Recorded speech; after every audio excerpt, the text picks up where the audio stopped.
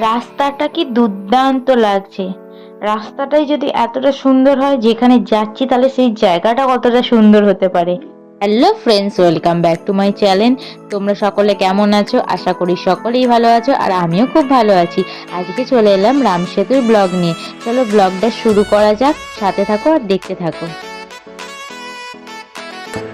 আগের ব্লগে তোমরা দেখতেই পেয়েছো আমরা রামেশ্বরম মন্দির গেছিলাম, আর রামেশ্বরম মন্দির থেকে বেরিয়ে আমরা এখন রাম সেতুর উদ্দেশ্যে রওনা হয়েছি।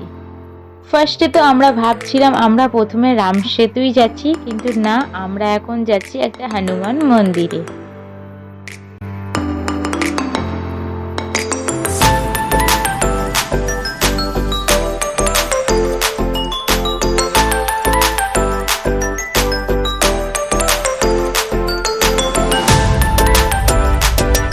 কত সুন্দর লাগছে না দূরটা? হ্যাঁ, জাস্ট ওয়াও লাগছে। তো আমরা এখন যাচ্ছি হনুমান মন্দিরে। হনুমান মন্দির এখানে আছে পঞ্চমুখী হনুমান, কিন্তু মন্দিরের ভেতরে কোনো রকম ফোন বা ক্যামেরা অ্যালাউ নেই, তাই জন্য কোনো রকমের ভিডিও ক্লিপ আমি ভেতর দিয়ে নিতে পারিনি।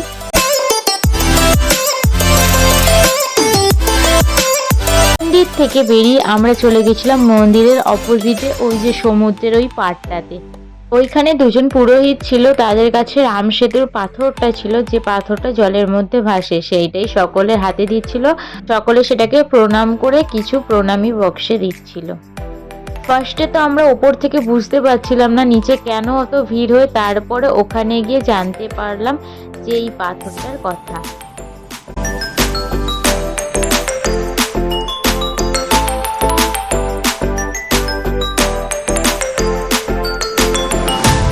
ওই যে সকলে যে পাথরটা মাথায় নিচ্ছে, সেটাই সেই পাথরটা।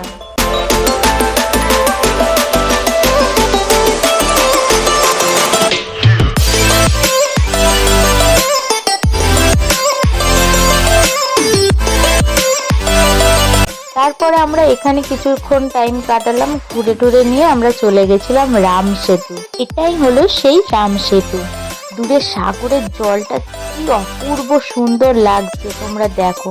আর এখানে এত হাওয়া দিচ্ছে, এত হাওয়া দিচ্ছে যে কারোর কথাই শোনা যাচ্ছে না, আর বালিগুলো মুখে এসে যেন মারছে প্রায়।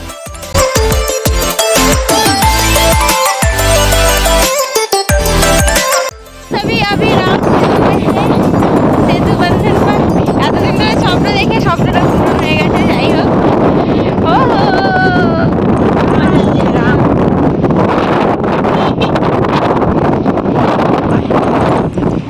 কি বলবো বুঝতে পারছি না। একটা কথা বলছি, জীবনে একবার রাম সেতু এসে ঘুরে সেই সেই সেই জীবন আমার সার্থক হয়ে গেছে।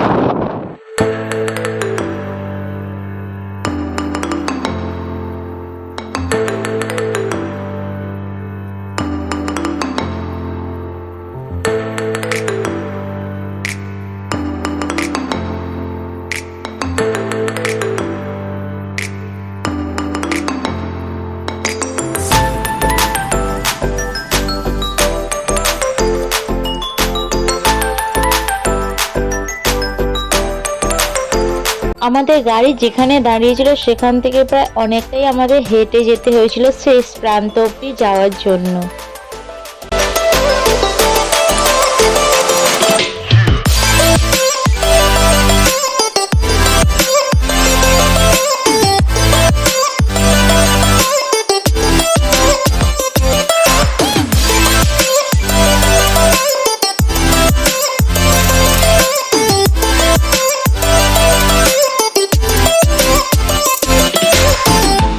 এখানে প্রায় অনেক রকমেরই দোকান আছে খাবার দাবারের, কিন্তু দামগুলো একটু হাই।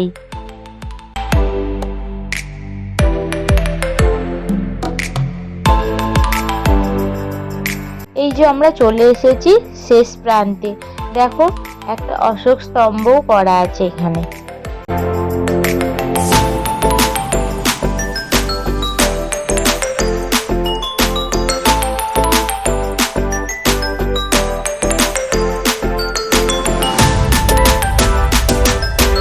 চারিদিকটা খালি তাকিয়ে দেখো ফ্রেন্ডস, কত লোক আর কত ভিড় এখানে।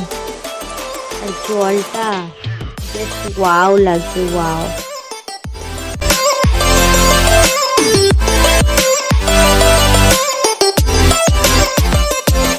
আমার মুখটা দেখে তোমরা বুঝতেই পারছো যে কতটা খুশি আমি। আসলে সত্যি এই জায়গাতে আসার অনেক দিনের ইচ্ছা ছিল, আজ ইচ্ছাটা, স্বপ্নটা পূরণ হয়ে গেল।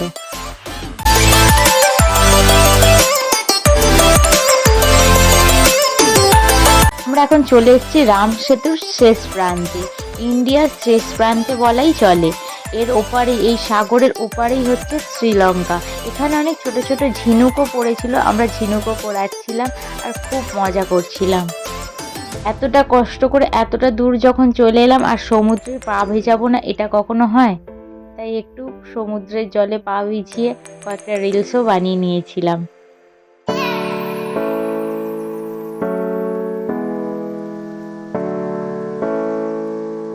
এই যে সেই অশোক স্তম্ভ। তারপর আমরা এখানে আরো কিছুটা সময় কাটালাম আর তারপরে এখান থেকে বেরিয়ে গেলাম কন্যাকুমারীর উদ্দেশ্যে।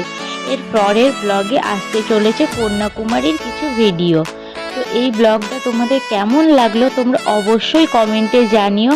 আর নেক্সট ব্লগ আসতে খুব তাড়াতাড়ি চলেছে। ততক্ষণের জন্য টাটা, দেখা হচ্ছে নেক্সট ব্লগে।